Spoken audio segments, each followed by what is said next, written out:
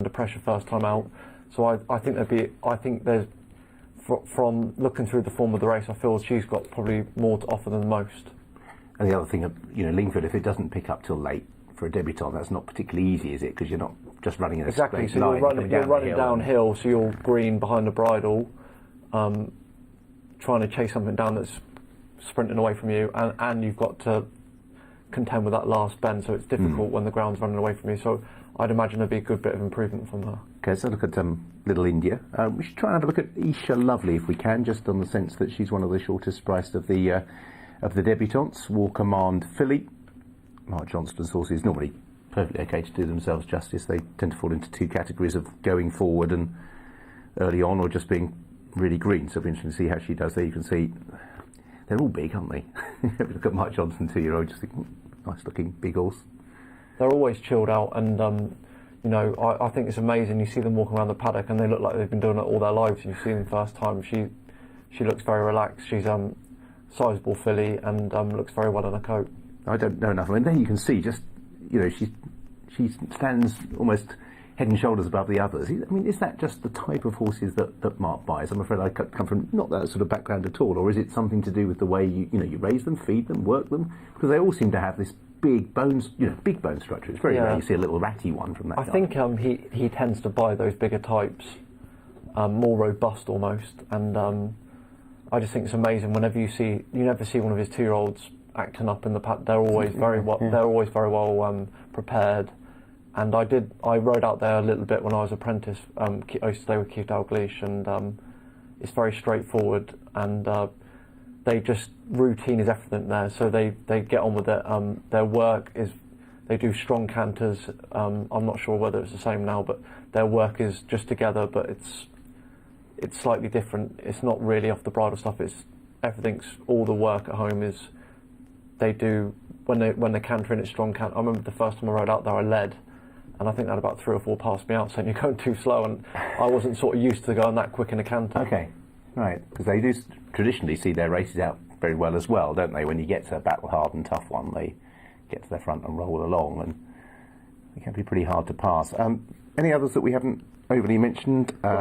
Yeah, Ideological has come in for late support, and I think now heads the market, which I think is, we'll see now. Which 5 to 2. It's quite interesting because Daughter of Dawn Approach, the Dan won in sprint trips in America, and I think Roger Varian's one of those trainers whereby they tend to know where they are with their newcomers. In saying that, if they thought this was a star, then she'd be a fair bit shorter than 5 to 2, because the horses that have run don't set a standard that anyone should be scared of. I know that it's a novice auction, but interesting that there's been support. Well, yes, there is. I mean, he's had quite a good, reasonable season with his 2-year-olds, and he's already had 9 winners from 40-odd runners. Generally, they're a yard I want to take their 2-year-olds on. They're a bit like Stout. Right. Just generally, they tend to be, whether it's just they're over bet. Yeah, well, I think rather than that they're not ready, but just going off short enough. I think that applies to a lot of the stables' horses, full stop, don't you? That's not the trainer's fault, but they seem to be they seem to be a magnet for the market, don't they? A lot of the time in big field handicaps, lightly raced improving horses from the varying yard can start very short. But yeah, don't know if it's the lasses from Tactful Finance Limited, the owners who are accredited, just playing a little bit of tricky. But yes, there we've got the front two, both being debutants, 11 to 4 and 3 to 1. As Ballet Red has taken a big walk in the market. I mean, there was some quite volatile price movements yesterday, particularly amongst the big prices. You should check the Usher horse, which hasn't attracted any money after the one.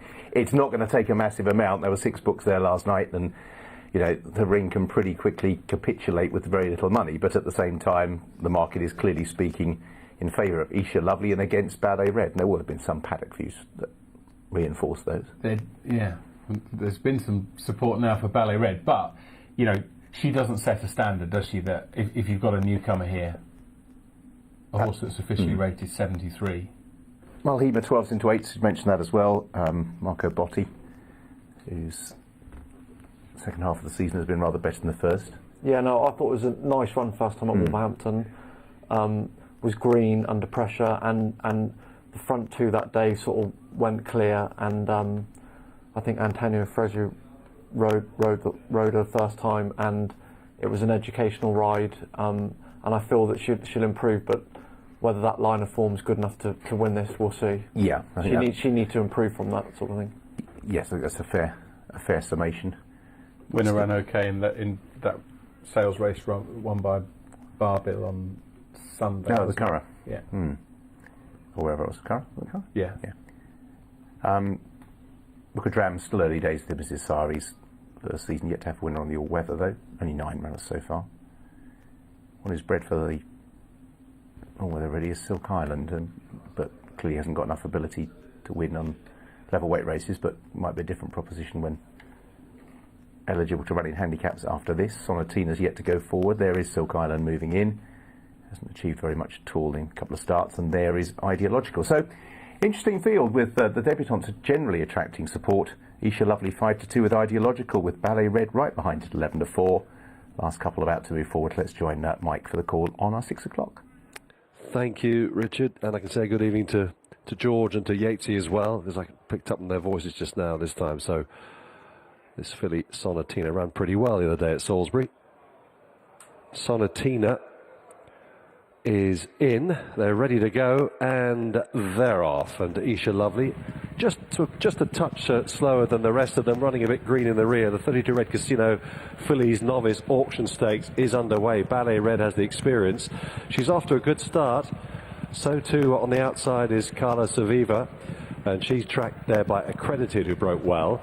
Racing in fourth on the rail is Florence Rose, Little India in the yellow colours next, Mulhema, and then the white sleeves on the inside of Silk Island. Ideological is towards the rear of the field, the red with the black sash, racing with Sonatina, and Isha Lovely running very green in arrears, and there's a drift by about 5 or 6 lengths then as they race on towards the far side of the course here. Ballet Red and Luke Morris out in front, leading by 3/4 of a length from Accredited. Then on the outside is Cala Sveva. Just behind them, Florence Rose on the rail. Between fillies then is Little India, and the yellow colours there for Clifford Lee. Sonatina getting into it just behind there, moving alongside Mulhema. And then on the rail then is Silk Island, and Ideological's got to pass most of them to win, and he's given up on Isha Lovely. Not today for her. Down the home straight they come. 2.5 furlongs left to travel, and Ballet Red trying to shake off the attentions of Accredited with the big white breast girth on the outside, who's drawing alongside now. Wider out, here's Ideological in the red colours. Pennies dropping for her. So too Little India battling on bravely, and up they go up towards the final furlong. Little India, Ideological taking over inside the closing stages, running on behind the Mulhema, and Ideological held up at the back of the field has come through to take this on her debut in decent style. In second place was Little India, and then back in third was Mulhema, ahead of Ballet Red, who made the running.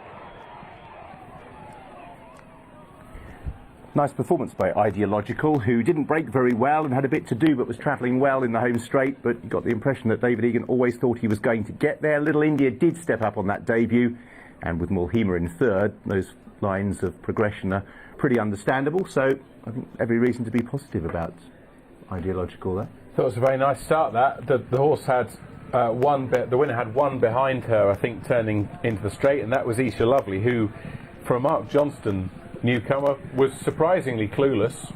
Yeah, completely right from the word go, and I don't think we'll obviously see the head on to see if there was any late progress, but there didn't appear to be. But this horse was at the back of the main group. The jockey, his body language was pretty positive, but you wondered whether she would be able to pass all of them in the straight, and he just brought her with a lovely, smooth, sustained run, didn't he? There's Isha Lovely. Yeah, so hopefully everything's okay with Isha Lovely, because she actually ran so badly that, but the reminders suggested that obviously that Sylvester didn't think she was putting it all in from a very early stage. So Ideological's inexperience has put her in a difficult position tactically in a way, but David was always very confident, wasn't he, even when he peeled out at the top of the straight? Yeah, he's a young rider I've watched lots, and for me, he's riding with plenty of confidence, and here he didn't panic. He was happy to just track the pace. And I always think when you're riding a filly first time out and you've got a heap of horse in front of you, especially on your weather, he just peeled up to the outside there, kept things straightforward, and when you're watching his body language, you kind of knew from sort of the two-pole, he always felt like he had them covered already. And it's very easy to get carried away and start getting very animated, but he just built up nice and gradually, and it was a pleasure to watch a young lad riding with such confidence. And I think he's obviously, this season's, well, we've seen him to very good effect last season, but I think he's evolved as a rider massively, and I thought we've seen him to good effect here, and he's riding with plenty of confidence. Yeah, I thought she might actually sweep by all of them in a single bound, but actual fact, the Carbo, of course, Little India did find plenty, and that would probably enhance what she learnt, actually, rather than she's had a little bit of a race for a bit and then got on top. Yeah, no, exactly. I think she'll learn plenty. The only thing I always feel when you're switching around them and then you go back onto the turf and you're trying to come through them, they can be almost like first time out again, so they're very green. I always found Roger Charlton used to hit it home to me saying, I like them to come through horses first time out so they learn plenty. Okay. So it stands in good stead further down the line, but I thought it was an intelligent ride by a very, very capable young jockey. They fared very differently, didn't they? Ideological's one, looking a nice prospect, and Isha Love